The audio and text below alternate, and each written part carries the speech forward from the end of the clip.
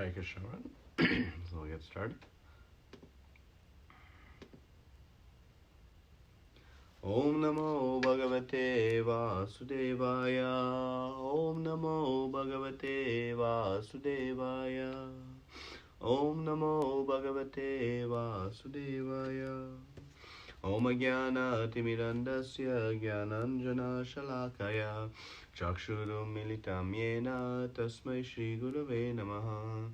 Shri Chaitanya Manobishtam Stapitam Yena Bhutale Swayam Rupa Kadamayam Darati Swapadantikam Vandeham Shri Guru Shri Yuta Padakamalam Shri Gurun Vaishnavamsham Shri Rupam Sagadatam Sagana Raghunatam Vitam Tam Sajivam Sadvaitam Savadutam Paridana Saitam Krishna Chaitanya Devam Shri Radha Krishna Padan Sagana Lalita Shri Vishakan Vitamstra Hey Krishna Karuna Sindhu Dinabandhu Jagatpate Gopesha Gopika Kanta Radha Kanta Namostute Tapta Kanchana Gaurangi Radhe Vrindavaneshwari Vrishabhanusute Devi Pranamami Hari Priye Vanchakalpa Tarubhyascha Krupa Sindhu Bevacha Patitanam Pavanebhyo Vaishnavebhyo Namo Namaha Namo Vishnu Padaya Krishna Prasthaya Bhutvaye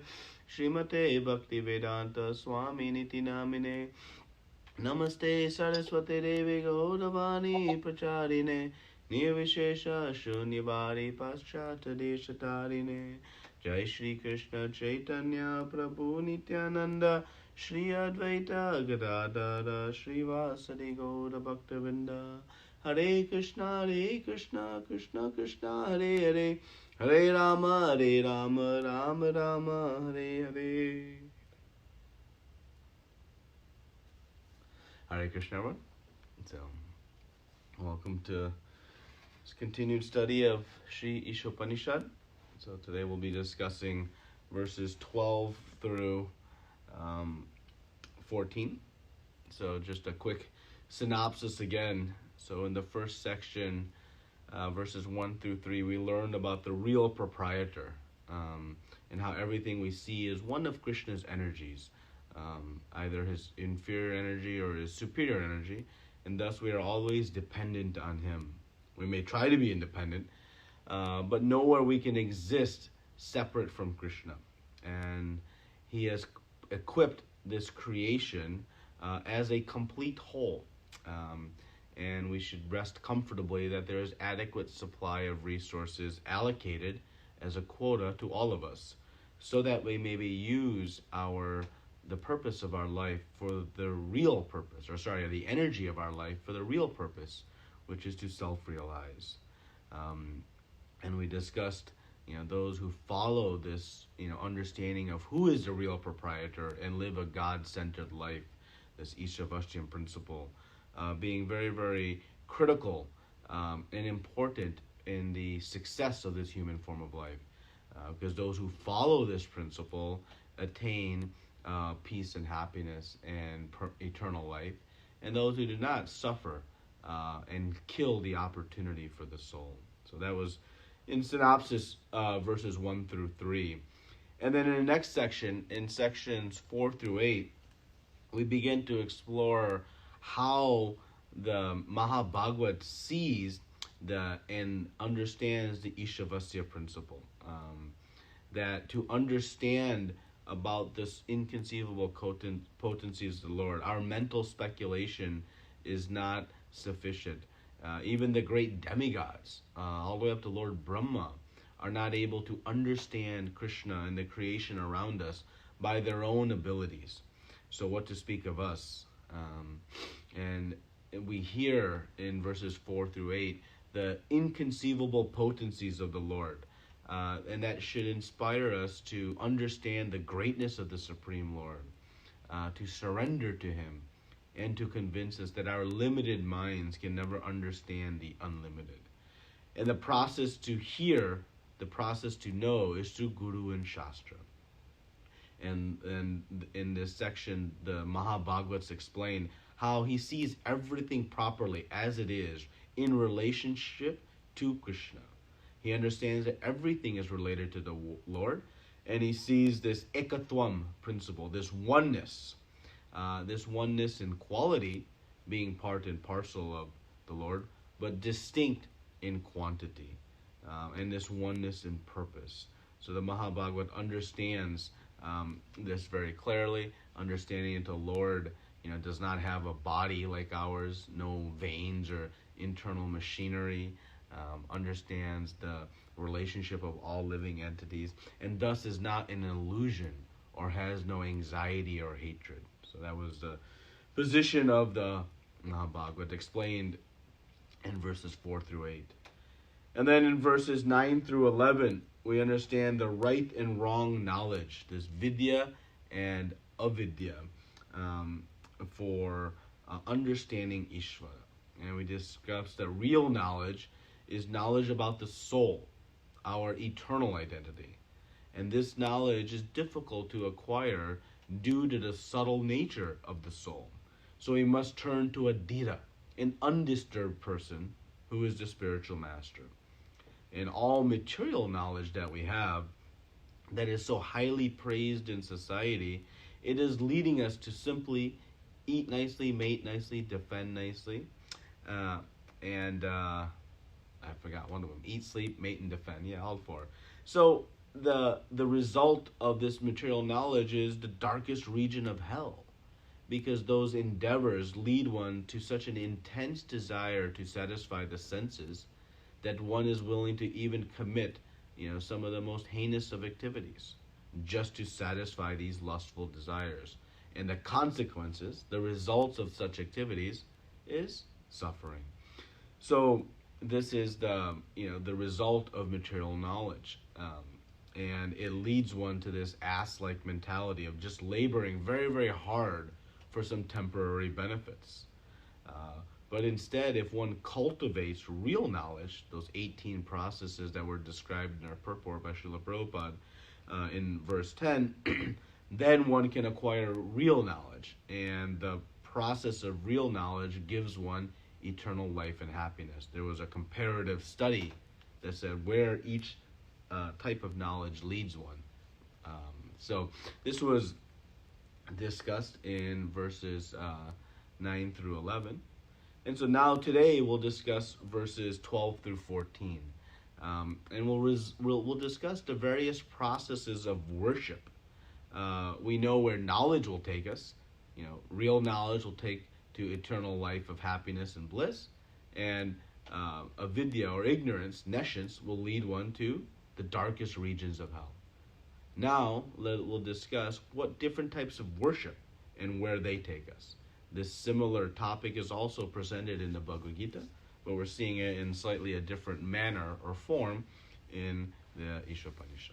Okay. So with that, we'll go to verse 12, excuse me. See, I'm thinking to last week already. So here we learn about, let me read the verse first. So mantra 12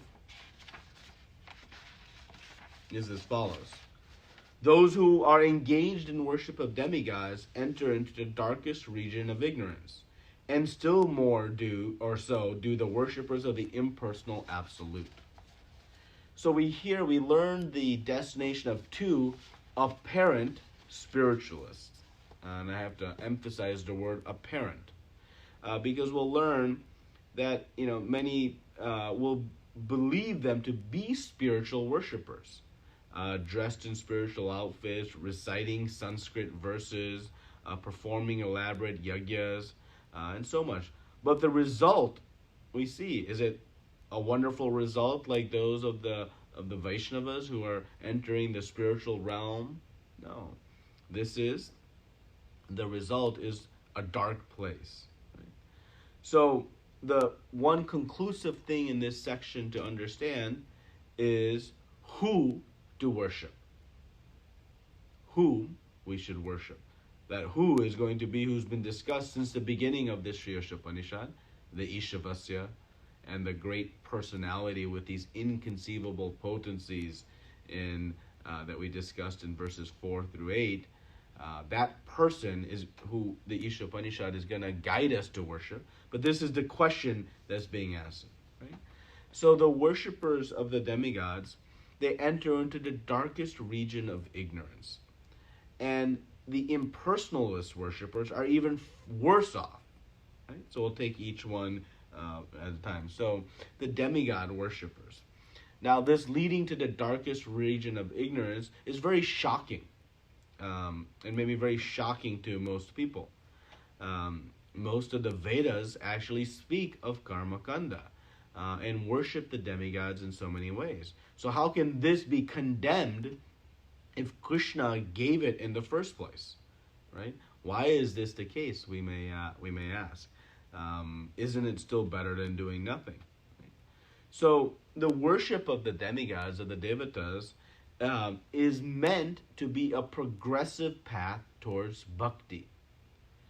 It is like elementary school meant to take you to middle school. Middle school meant to take you to high school. High school meant to take you to college. So this karma kanda, this devata worship, is the first step in progressive worship. But if in elementary school kept you in elementary school your whole life, would you consider that a successful institution of knowledge? Would you consider your time there spent as valuable? Sure, you may have learned 2 plus 2 and some basic geography and spelling and grammar.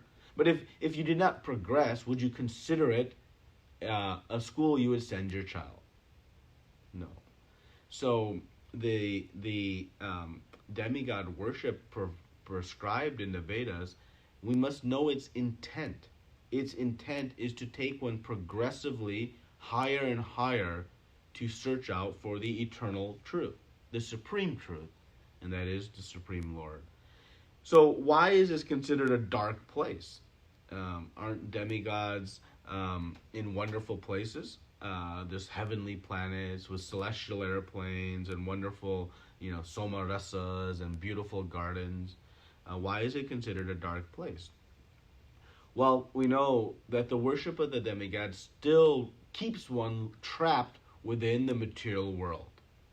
And we know the material world is a dark place. In the Bhagavad Gita, 8th chapter, 16th verse, Krishna says, from the highest to the lowest, all places of misery and repeated birth and death.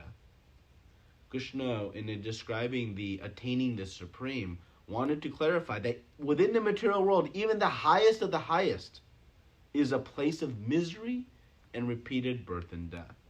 So even the heavenly planets are considered dark when compared to the spiritual world. Maybe a little less in difficulty, but still a dark place compared to the spiritual world. The spiritual world is self-illuminated, but the material world is compared to a coconut. And that's the example Srila Prabhupada gives. That inside a coconut, no matter where you are, at the top of the coconut, very near to the shell, or in the middle of the coconut, it is dark. Unless there is some light source inside the coconut, it will not remain illuminated. Nothing outside can create illumination inside the coconut. So the material world is compared to like that. It is dark. The material world, though it is floating in the sky, in relation, it remains unlit until there is, the sunlight put within it. So everywhere within the material world is considered a dark place. So even though the Devata worship can elevate one to the heavenly planets, that is still considered a dark place in comparison to the whole of creation, which includes the spiritual world. And we have an example of this, when Lord Brahma appears atop the lotus flower on Garbhodakshaya Vishnu. This is explained in Srimad Bhagavatam. Everything was dark. There was nothing there. All he could hear was the Garbha ocean below him. But everything was dark. So we see that the darkness of the creation is in its original state, and once the creation begins, then light comes to it. So anyways, a little bit of detail on that. So, and what is the ignorance? Why is it considered ignorance? The ignorance, again, is ignorance of where real happiness is. The worship of the devatas brings temporary material favors, and trying to enjoy the senses, thinking this is the best, but still we become trapped in the cycle of birth, death, old age, and disease. And we know, as Prabhupada used to say, that once you use up your credits, you must return back to the middle planetary systems. Just like an airplane can fly in the sky for some time, but when it runs out of fuel, it must return back. So this is the explanation. And in Bhagavad Gita, Krishna speaks fairly prolifically about the worship of demigods, particularly in chapter 7 and chapter 9. The Supreme Lord is speaking that those worship the demigods for temporary benefits, and he considers that to be less intelligent. Just like somebody who goes to the doctor and says, can you cure me of my disease just for a few days? That would not be considered very intelligent. Right? He goes on to say that one's intelligence is stolen, Ritik Gyan, when they worship the demigods. Right? So worshiping, for money and promotions and spouses and, children and this and that, it's asking for temporary benefits when one can get eternal benefit by the worship of Krishna. So the Isopanisad is trying to inspire us to go for a permanent solution, a much higher opportunity. And when we go to the source of all, then one can achieve the spiritual realm. Right? Going to the heavenly planets will not give peace and happiness. So in essence, this is considered like a pseudo-religion. It doesn't give any real benefit. Now, very, very importantly, though we have spoken so, clearly and black and white about this worship of the demigods, we must understand that the demigods themselves must be highly respected, because they are taking on a great service that we are benefiting from to maintain, all the material existence from which we are existing. So they are worthy of our highest respect. But our worship is being instructed here in Isopanisad to be worshipped to Krishna. So worship is one, respect is another. Right? So we must very carefully understand these two. Sometimes in spiritual life, as we come to bhakti, we then disrespect the demigods. That is condemned as well. One must offer their respects to these great devotees. But one's worship is being guided here. Okay? So that's very, very important, and we cannot let that slip our consciousness ever. Otherwise, that is an offensive mentality. So worship versus respect. Now, the impersonalists, why they are even more condemned. That is what is explained here in the 12th mantra. So first, the impersonalists, remember, they have come to the point of Brahman realization, this sat feature, and they know the effulgence, but they don't know the source of that effulgence. Where is it coming from? Just like we know the sunlight, it's coming from the sun planet. But the impersonalists, they appreciate the effulgence of the Lord, the Brahma Jyotir, but they don't know where it's coming from. As Krishna explains very clearly in the Bhagavad Gita, the effulgence is coming from him. It is an effulgence from his body, from his form. But they do not know that. And Prabhupada says that, because they rely on their own mental speculation, their tiny brains do not allow them to conceive beyond the effulgence. Right? So they don't know anything about the activities of God, how he can run, or how he doesn't, what his form looks like, or his pastimes, his names, songs, loving exchanges. So it's a very, kind of sterile environment of this effulgence. And the Isopanisad is constantly pointing us to that God is a person, as we have seen throughout these verses. So verse 12 here is condemning this type of worship, because it is very, very troublesome and very, very difficult to, one, reach this point through the mental speculation process. And it's not very pleasing once one reaches there. The liberated person in the effulgence, the Brahma Jyotir, finds a lack of activity because the soul is active. There is no activity to do in the energy, the light. One is simply floating in the sky. And without one activity, one becomes bored very quickly, unsatisfied. And Srila Prabhupada speaks about how one then falls back to the material world. And he gives the example, Prabhupada always gives the example of many of the Mayavadi sannyasis, who after some time they turn back to some material activities. Because the process is not fulfilling.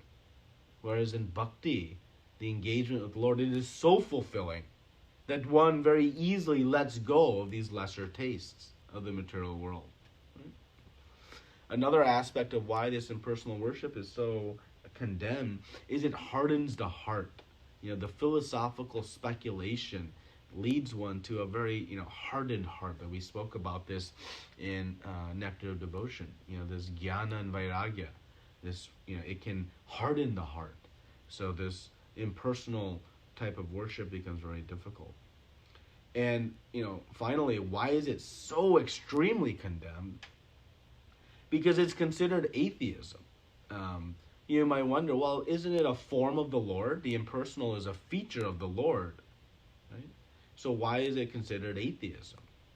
It's considered atheism when the impersonalist denies the existence of the Lord as a person, right? Because there's so much envy of God as a person. If God is a person, then it defeats the principal philosophy propounded by many of the impersonalists, which is that everyone can become God by merging into the Lord. By merging into the impersonal, everyone can become God. Well, if you understand that God is a person, then merging just into the effulgence defeats that argument. So thus one denies the presence of the Lord, even though Shastra is constantly explaining that. So this atheistic philosophy then leads one to the darkest of darkest places. And that's very, very important. And because they, also lead others by seemingly having knowledge. I mentioned right in the beginning of this section that this, these are two apparent spiritualists. They'll speak from Shastra. They'll recite verses to present these philosophies. And because they attract others, they become very, very dangerous. So this is very, very important. And the, of the two, we see the religious, they end up in these hellish conditions because they take so many with them. At least in the Devata worship, they're following the Vedic injunctions. Maybe following them for not the ultimate or full purpose, but at least the Vedic injunctions are being followed. But in the impersonalist worship, that is, a mental concoction, one is concocting their own ideas. So this is considered worse and very, very dangerous for society. So I just wanted to read the last couple paragraphs of Mantra 12 from the purport. Bear with me, but they're very, very powerful and very important. As Srila Prabhupada, very formally and very, sometimes shockingly, but very clearly presents this understanding. So I'll read the last two paragraphs. The Lord states that as soon as one reaches him by devotional service, which is the one and only way to approach the personality of Godhead, one attains complete freedom from the bondage of birth and death. In other words, the path of salvation from the material clutches fully depends on the principle of knowledge and detachment. The pseudo-religionists have neither knowledge nor detachment from material affairs. For most of them want to live in the golden shackles of material bondage under the shadow of altruistic and philanthropic activities, and in a guise of religious principles. By a false display of religious sentiments, they present a show of devotional service, while indulging in all sorts of immoral activities. In this way, they pass on as spiritual masters and devotees of God.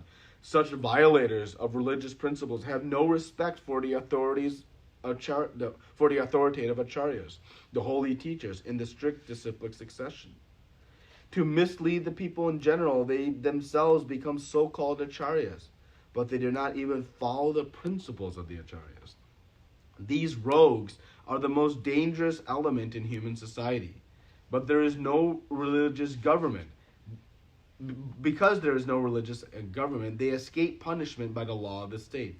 They cannot, however, escape the law of the Supreme, who has clearly declared in Bhagavad Gita 16:19 to 16:20 that envious demons in the garb of religious propagandists shall be thrown into the darkest regions of hell. Sri Isopanisad confirms that these pseudo-religionists are headed towards the most obnoxious place in the universe after the completion of their spiritual master business, while they conduct simply for sense gratification. So Srila Prabhupada, speaking very, very clearly and very nicely here, the situation here. So just we can read these purports to get a clearer understanding of this, but it's very, very important. So the final point I wanted to make again, in terms of understanding the position of the devatas, they are empowered agents of Krishna, and so they are meant, they are worthy of our respect, but not necessarily our worship, as what is being guided here in mantra 12. Okay, so now mantra 13. It is said that one result is obtained by worshipping the supreme cause of all causes, and that another is obtained by worshipping that which is not supreme. All this is heard from undisturbed authorities who clearly explain it. So now this is a very important verse, because we see that one result is obtained by worshipping the supreme cause of all causes, and that another result is obtained by worshipping that which is not supreme. So this section again is guiding us who to worship. And the result is different based on who we worship. And that is very important, right? So, and how to know all this? Mantra 13 says, all this is heard from the undisturbed authorities who clearly explained it. Again, avoid our own type of mental speculation. So Isopanisad is guiding us throughout this book that we must hear from an undisturbed authority. So most of the purport Srila Prabhupada presents in mantra 13 is on this hearing from a proper authority. Right? So let's answer a couple of key questions. That do all paths lead to the same place? And we see very clearly, you go to the airport. If you buy a ticket to New York, you cannot go then to Los Angeles. You'll go to New York. If you board a plane for New York, you'll go to New York. Similarly, if you worship one personality, you'll go to that place. And if you worship another, you'll go to that place. So we go based on whom we worship. Worship the demigods, we'll go to the heavenly planets of the demigods. Worship the forefathers, you'll go to the planet of the forefathers. Worship Krishna, you'll go to Krishna. And Krishna has very clearly explained this in chapter 8 of Bhagavad Gita. So nowhere in the scriptures is it said that all paths lead to the same place. Yet, this is propounded very, broadly, particularly in India. Oh, worship anyone. It all goes to the same place. Whoever you like, whoever you think is God, no problem. It's all the same. But again, here in Sri Isopanisad, we're saying, no, we should understand that one goes to one place and the other goes to another. Right? So this worshiping anyone and all going to the same place, that is very, very foolish. And many people are being fooled by that logic. Oh, I can worship whoever I want. It all ends in the same. Here we're saying a comparative study again. Right? So Srila Prabhupada spends a significant amount of his time in this purport establishing who is supreme. Because here the mantra says that by worshiping the supreme cause of all causes. And another result is obtained by worshiping that which is not supreme. So who is supreme then? That's the next question, right? So Srila Prabhupada is presented so much evidence in this purport to help clarify who is the supreme cause of all causes. One may argue, wait, isn't Lord Brahma the supreme creator? But if we understand what Brahma himself said, Lord Brahma said, Ishvara Parama Krishna Sachidananda Vigraha Nadir Adir Govinda Sarva Karana Karanam.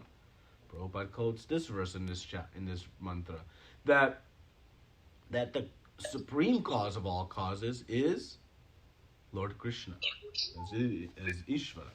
So right, and Prabhupada presents verse 10.8 of Bhagavad Gita, where Krishna says that he is the source of everything. Aham sarvasya prabhavo mata sarvam parvartate.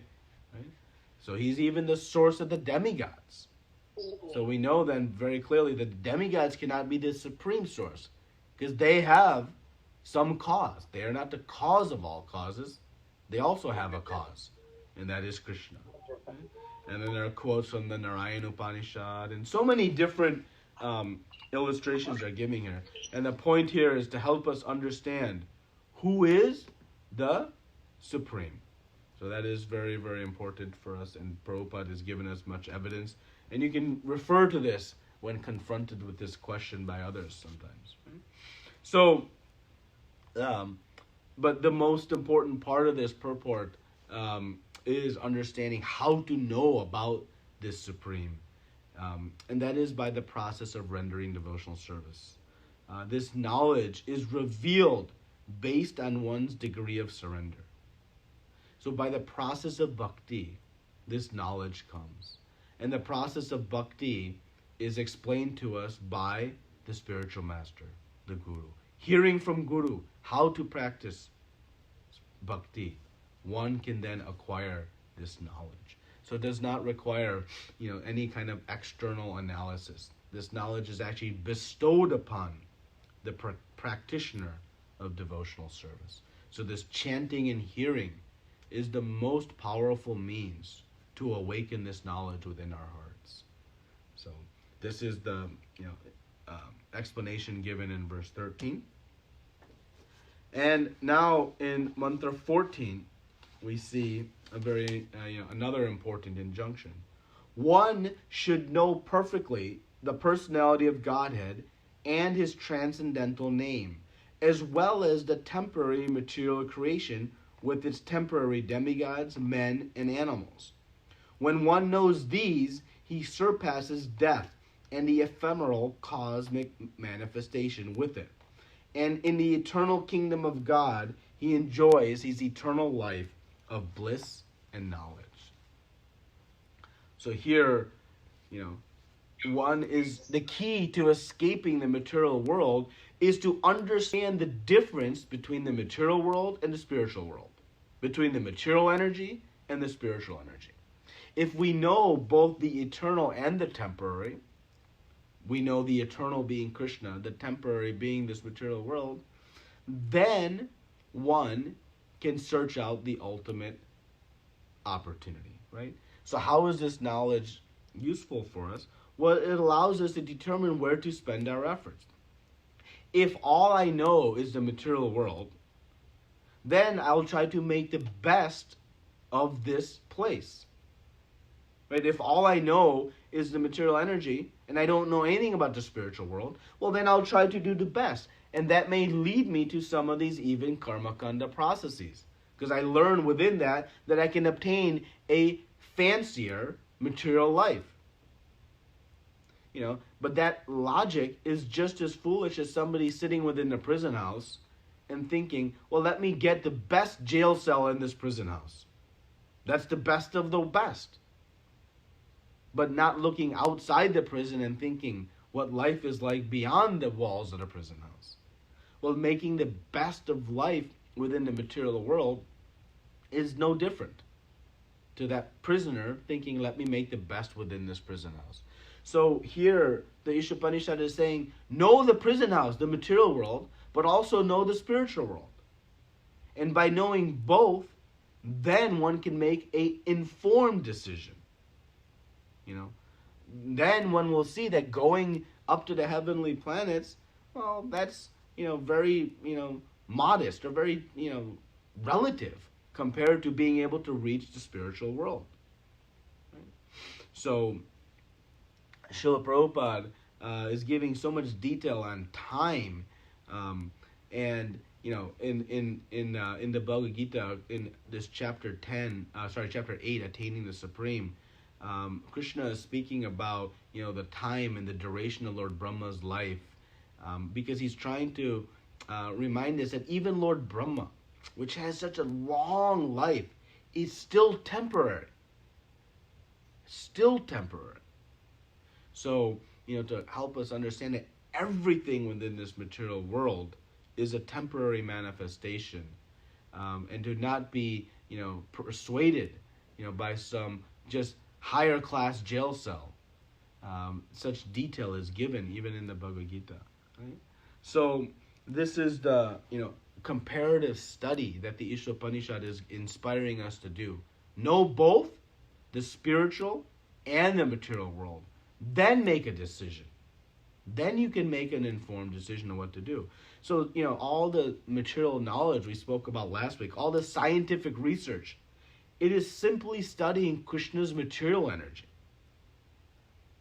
But this is why science advancement will never bring happiness to the spiritual soul. Because the material science can never understand the spirit. So all the advancements on the material energy platform will just lead to some temporary happiness. Right? So many different ways we're coming to the same conclusion. So the Isopanisad is telling us that to learn both and then decide. And of course, when one understands both the material and spiritual, and you give an option, would you like temporary happiness or eternal happiness? What would one choose? Of course, always one would choose eternal happiness, right?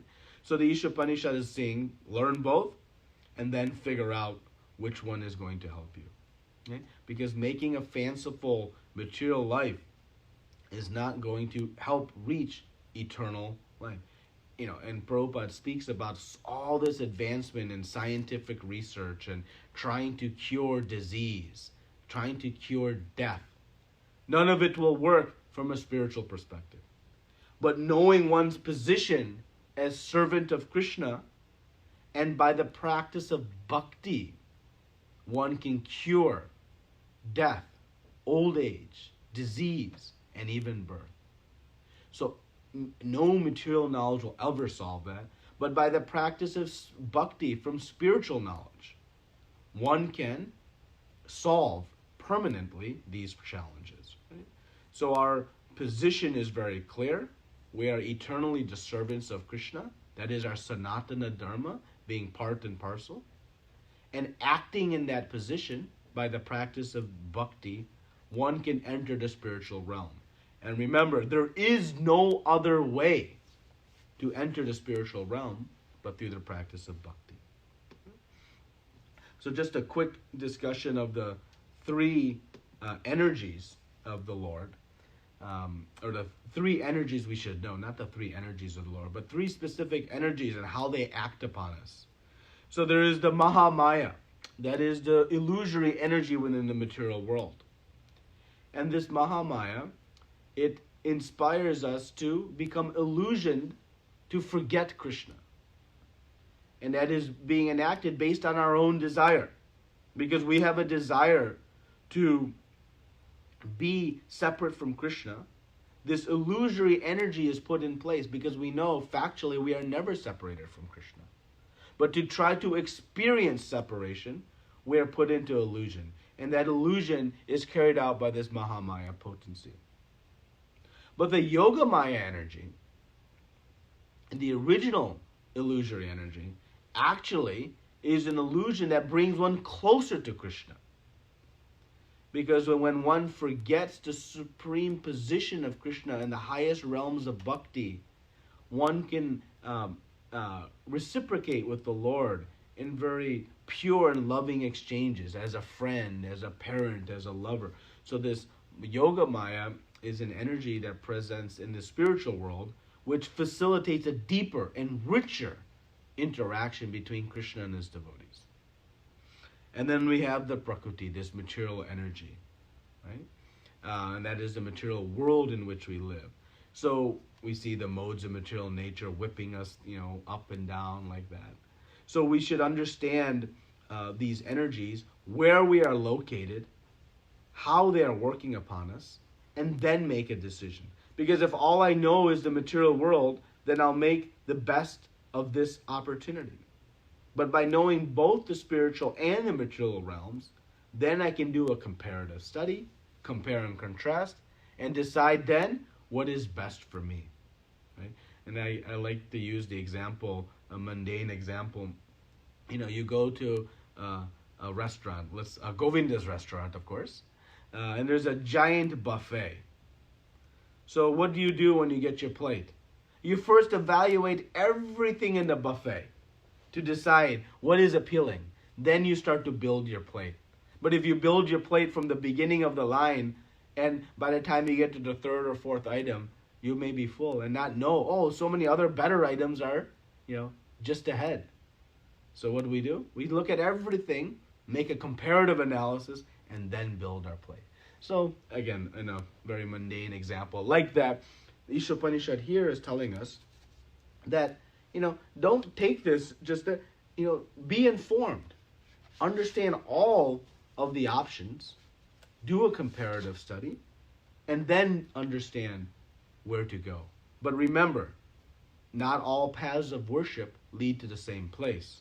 So if you want to reach the supreme spiritual world, which is permanent and eternal, full of bliss and happiness, then you must take to a process of worship that can take you there.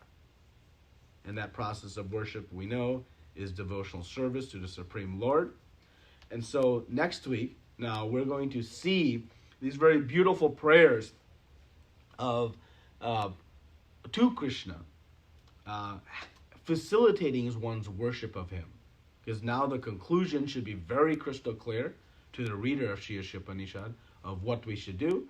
And so we'll conclude next week with a discussion of these beautiful prayers to the Lord, asking to remove the effulgence so that one can enjoy the nectar of the beauty of the Lord. So, like that, this we'll discuss next week. So this is chapter or verses 12 through 14. So, any comments or questions or discussion today?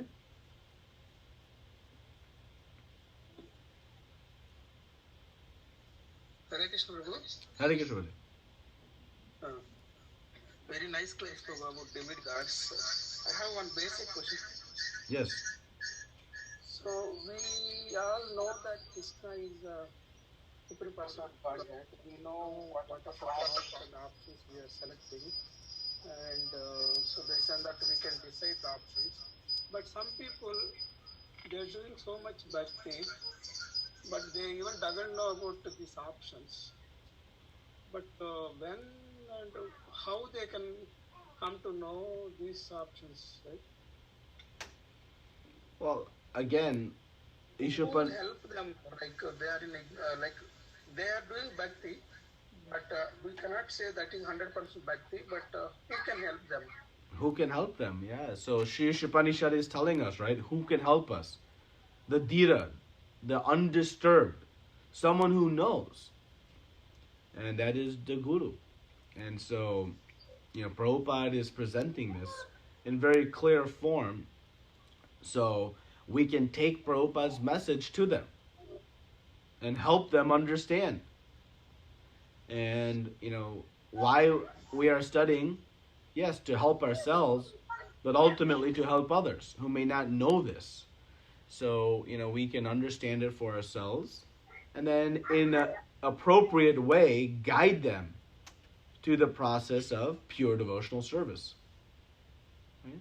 So we have to first know ourselves, but we cannot know ourselves based on our own speculation, as is repeatedly being instructed, but instead hear from the Dhira.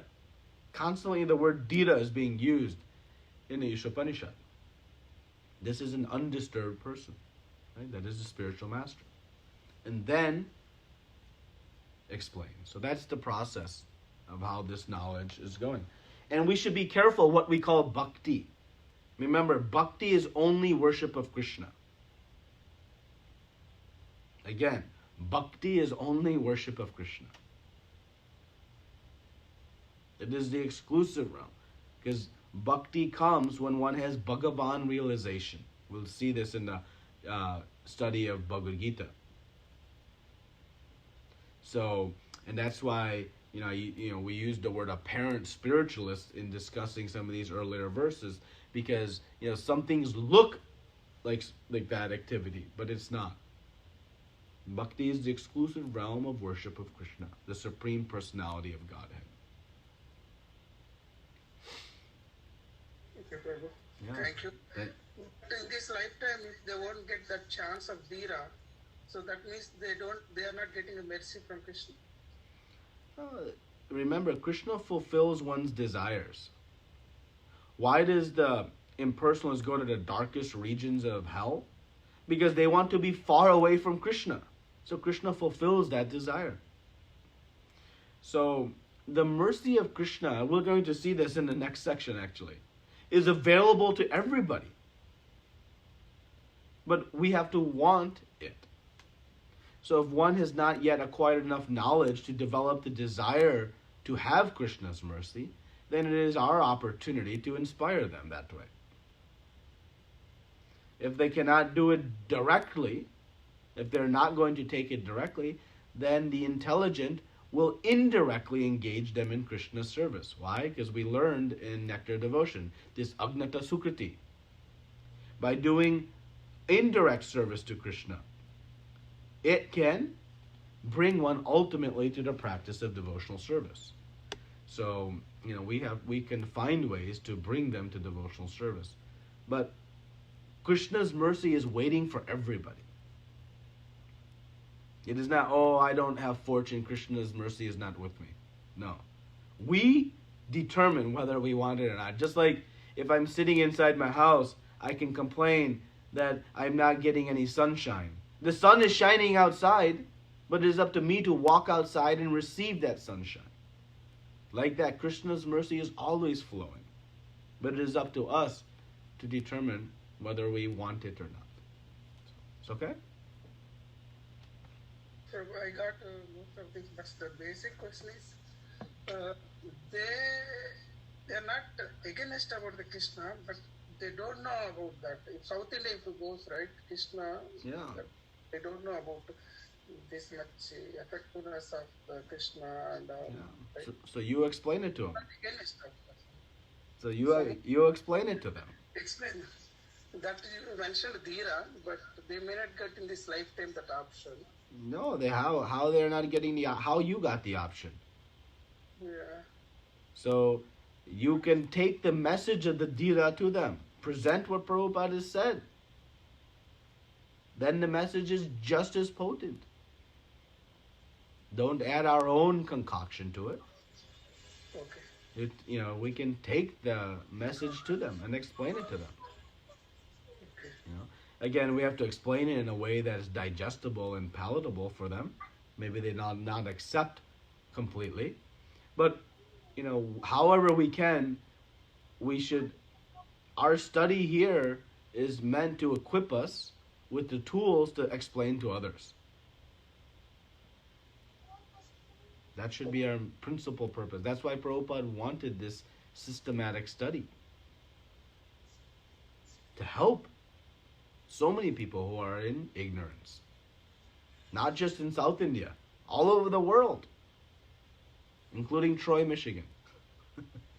Or wherever you're situated. Right? So everywhere. And it's our opportunity to serve Krishna by sharing this knowledge. It's a very fortunate opportunity. It's our blessing only. Okay? Thank you. Hare Krishna. Hare Krishna. Hare Krishna Prabhu, Dandava Pranam. Hare Krishna Prabhu. Yes, Prabhu. Dandava Pranams. Very nice class Prabhu and a very shocking news. nice explanation of Prabhupada and how you put into the presentation. Very nice. I got one question, Prabhu. Yes. Is it right to put this statement saying that to enter into the kingdom of God, to the spiritual world, the only way is to submit ourselves to Krishna, irrespective of people worshipping demigods, worshipping other religions, all those things. So this statement, is it okay to put this statement saying that the only way to go to the spiritual world is to surrender to Krishna? Yeah, because Krishna says it. Sarva dharmam parityaja mam ekam. He says you abandon all varieties of religion. Sarva dharma. All dharma. You abandon them all. And what do? Mam ekam. Ekam. One. You surrender only to me. Right? So, yeah.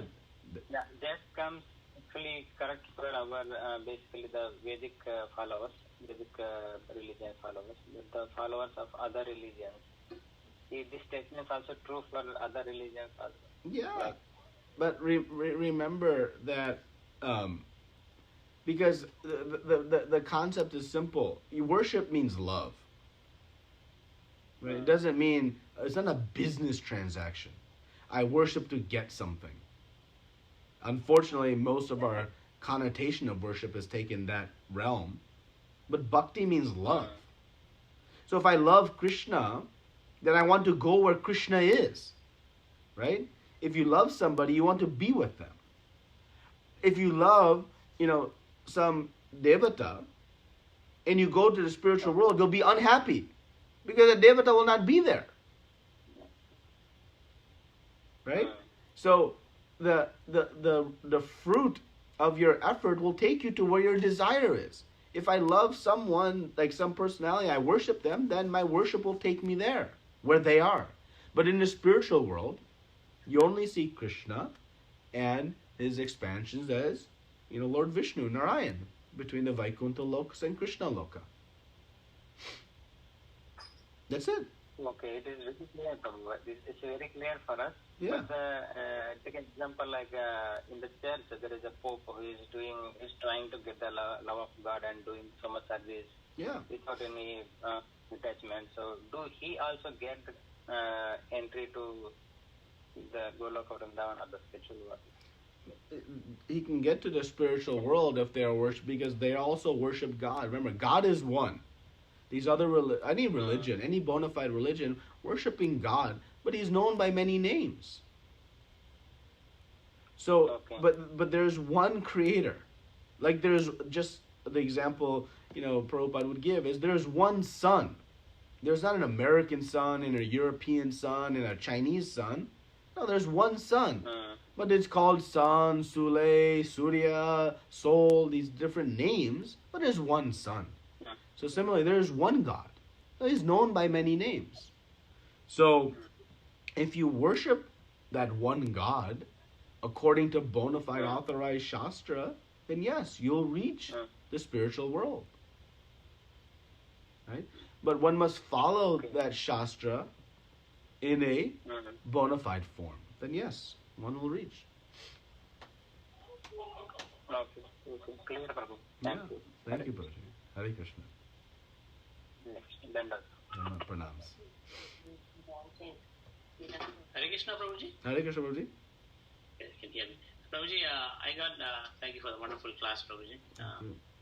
I just got, can you please one more time just explain the difference between Mahamaya, Yogamaya, and Jiva? Yeah, so Yogamaya is the, one of the principal energies of Krishna, and her expansion is Mahamaya. Okay? So Mahamaya is present in the material world. When we talk about Maya, we mostly speak of Mahamaya, right?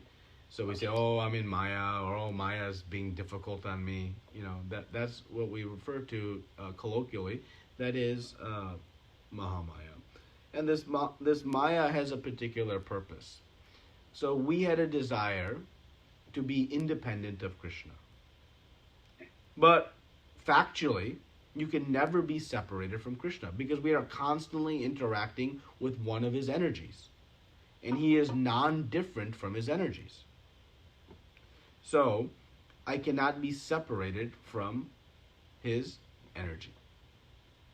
So, but I want to be separated from him. Krishna then empowers his illusory energy, Mahamaya, to blind us, to create an illusion that we are separated from Krishna.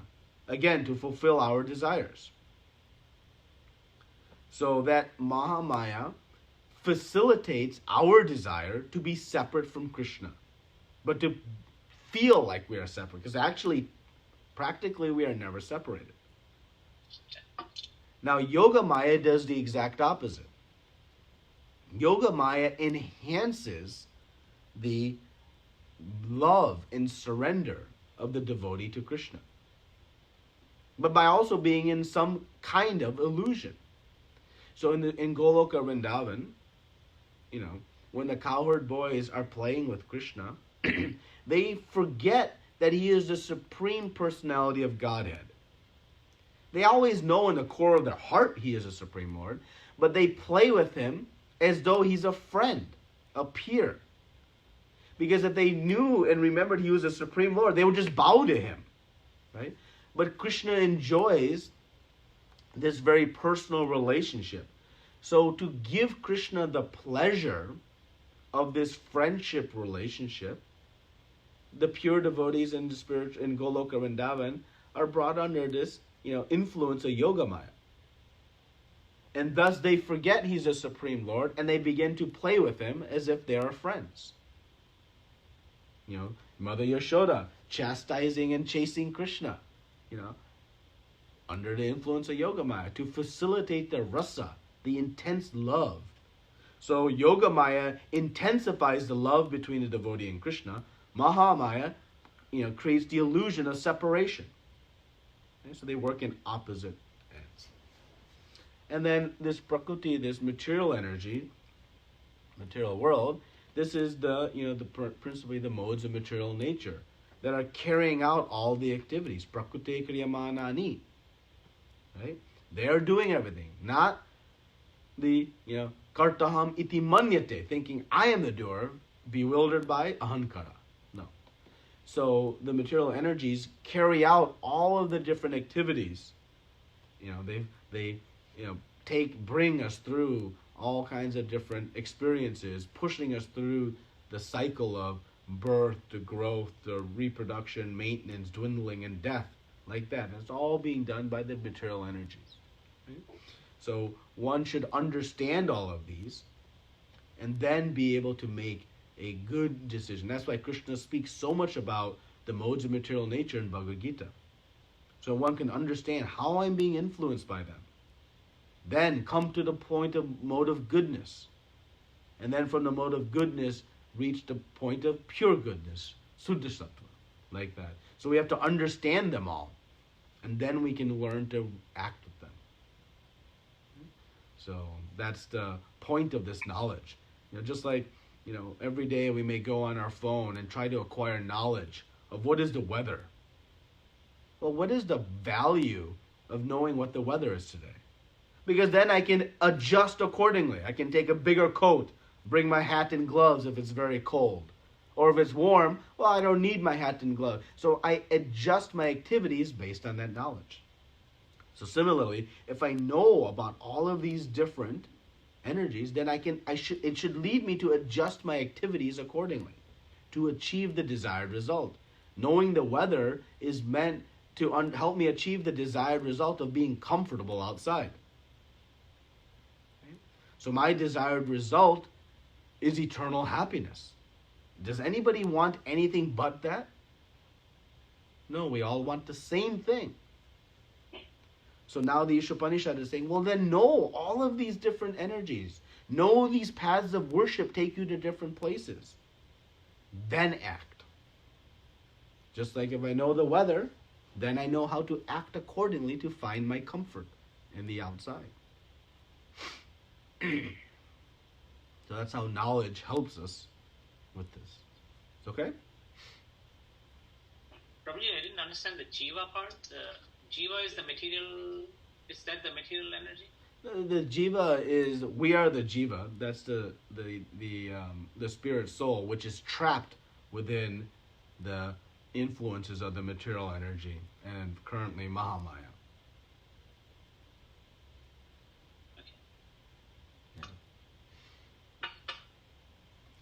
Hare Krishna Prabhuji, very wonderful class. Hare Krishna Mataji, Hare Krishna, Dhanavad. Hare Krishna Prabhuji, very nice class. Couple of questions, sorry, yes. I don't know if you have time. Yes. So one part, like as a follow-up to Prabhuji's question, that Mahamaya and Yogamaya, so yes. if we kind of relate it to the devotional things which we try to perform here. So like Mahamaya, for example, is sometimes a laziness that can, I'm just giving an example, yep. like a laziness that might set in, right? Yes. Trying to do something. Now, Yogamaya, is it only restricted to the people who are in the Golak Vrindavan? Or, for example, how do we explain or understand, like when there are festival times, you kind of get such bursts of energy, like from morning to night, you will do so many things which may not be possible in the other day, right? Yeah. So, is that a kind of 0.1% of thing, because you are doing a devotional service which is getting you kind of closer to Krishna, not making you forget Krishna, right? So, or maybe it comes in a different category. Yeah, I don't know the presence. I've not read anywhere the presence of Yogamaya in kind of our sadhana state of practicing devotional service. So I can't go that far, but my comment to your question would be that when we get through these moments of deep immersion into our service, as you mentioned on these festival days, and we're so immersed we kind of forget everything else. We can consider that the absence of Maya on us, but I'm not sure we can necessarily say it's the presence of Yoga Maya. So, because again, the Yoga Maya potency isn't present even in the Vaikuntha planets. Right? In the Vaikuntha lokas, one is aware of the supreme majesty of Krishna. So this Yoga Maya plays its active role in Goloka Vrindavan. So, now whether that Yoga Maya could play a role in, the pure devotee, in the material world, I'm sure that's possible. But I would say for us in our sadhaka platform, in the sadhana bhakti platform, when we experience these, times of deep immersion in spiritual life, we can, more likely attribute that to the absence of Maya, influence us for that period of time, more so than necessarily the presence of Yoga Maya.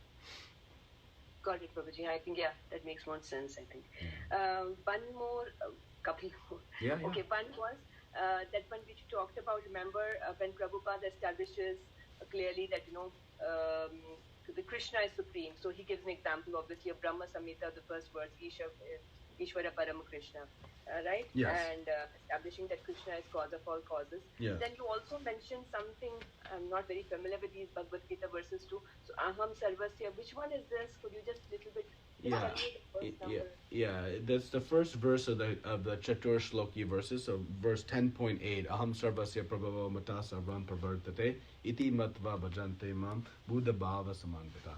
So this is where Krishna says, I am the source of everything. Everything. And just like we saw in the first verse of this mantra, right? That everything inanimate and animate is within the universe and controlled and owned by the Lord. So Krishna makes a direct statement in 10.8 of Bhagavad Gita. Okay, that's good. And one more, you told, remember that Lord Brahma is still temporary. Is that the Bhagavad Gita, that 4.1? Does he tell then about that the Brahma's position is temporary? No, in chapter 8, in describing attaining the Supreme, he explains the duration of Lord Brahma's life. And it's a very interesting point because it's not clear why at that point he would discuss the duration of Brahma's life.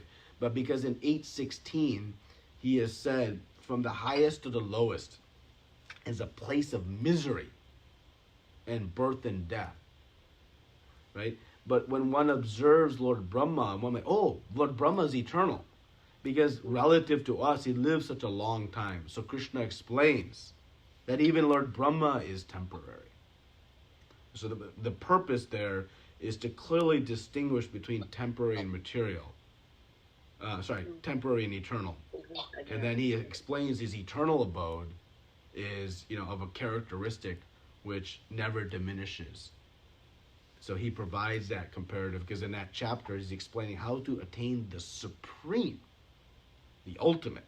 Not how to attain something nice, how to attain the best of the best. Right? So in that theme, he explains that. And then another question was that, remember you talked about the apparent spiritualists and other things.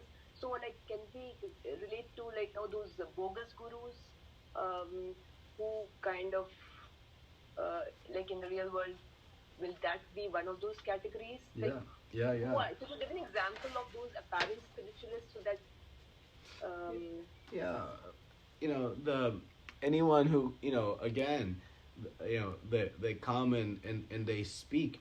I went to a wedding several years ago, and the priest was speaking this type of nonsense. He had all the different pictures there, and says, he asked a couple, who would you like to worship? They all take you to the same place, so you choose. Well, that's very maybe sweet and palatable to hear. Oh, it doesn't matter, I get to pick. Well, yes, you get to choose who you worship, but you don't get to choose which destination you reach. You can choose which airline ticket you pick, but you don't get to choose where that airline will take you. The ticket will determine. So, that's an apparent spiritualist, right? Because being put up as a propagator of spiritual knowledge. If you in India, you turn on the TV channel, there's so many of these spiritual channels, and people explaining so many things. But it's all nonsense. Not all. If it's not coming from a bona fide source, it's nonsense. Some sort of speculation, some kind of idea. And most of it has the tinges of the impersonal philosophy. And why? Why this impersonal is so prevalent?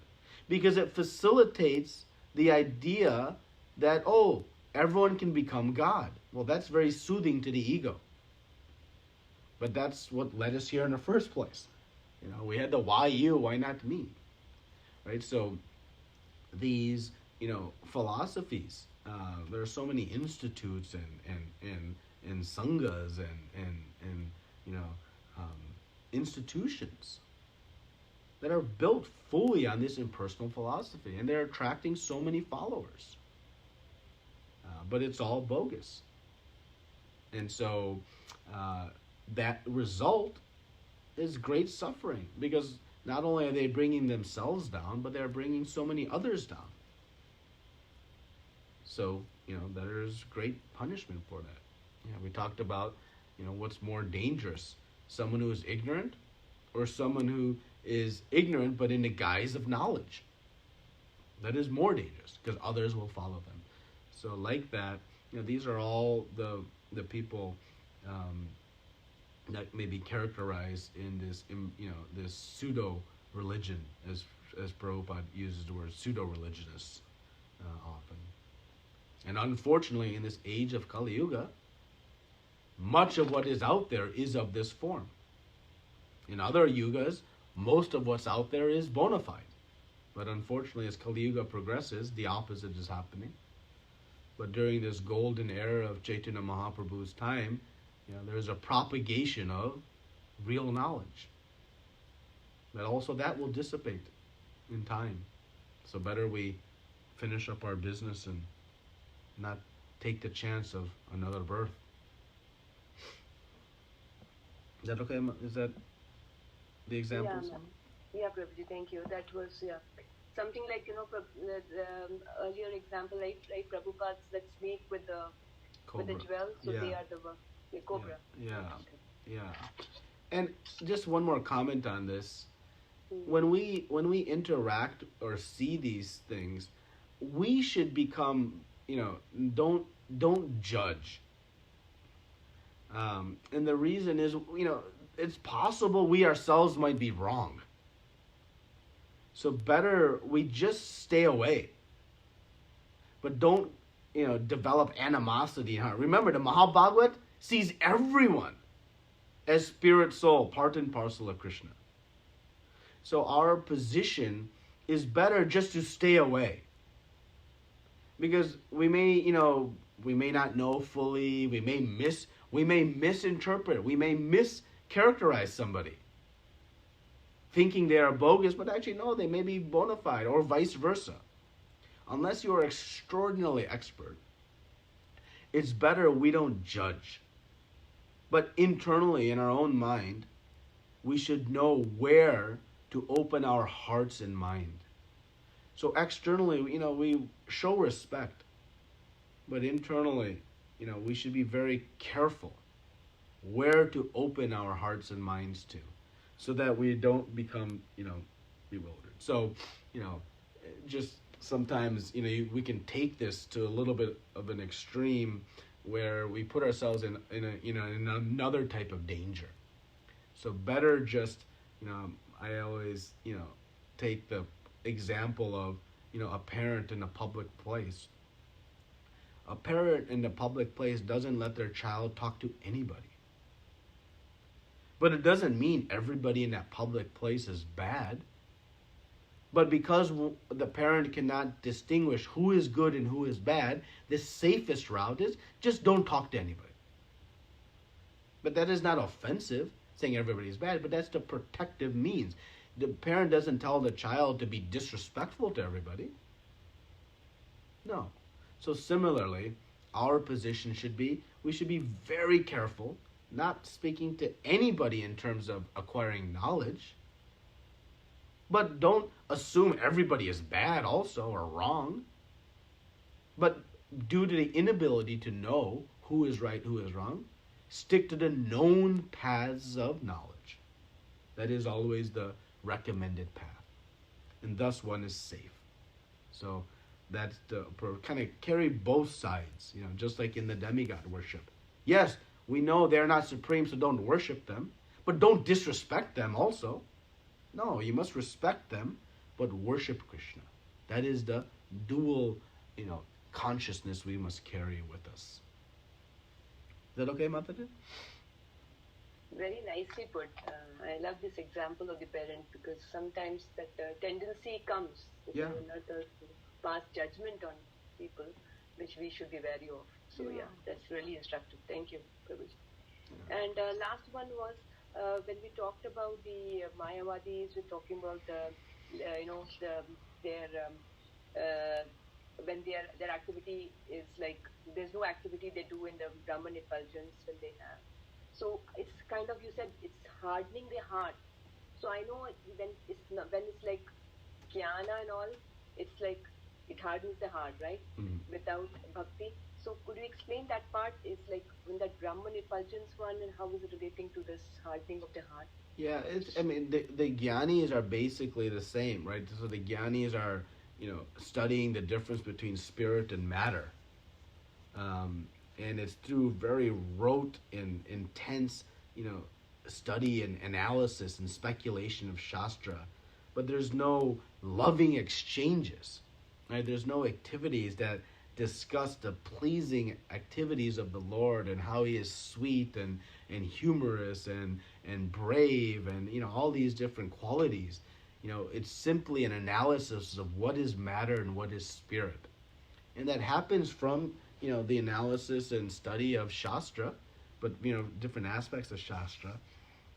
And then it progresses to the point that one, again, denies this existence of God.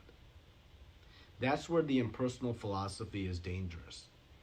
The impersonal philosophy who only knows the impersonal but doesn't yet know that there is, a person behind the energy, that is, what we call innocent impersonal philosophy. Oh, I only know the impersonal. Oh, the the Brahman effulgence is coming from a person? Tell me more. Who is that? It's Krishna. Who is Krishna? He is a Supreme Lord. Oh, what is he? That one can progress from impersonal to the personal, status. But most of the impersonalists, what they do is they deny that, no, there is no form of the Lord. Not that they don't know it, they say it isn't there. And that it's due to this envy or hatred of Krishna. Right?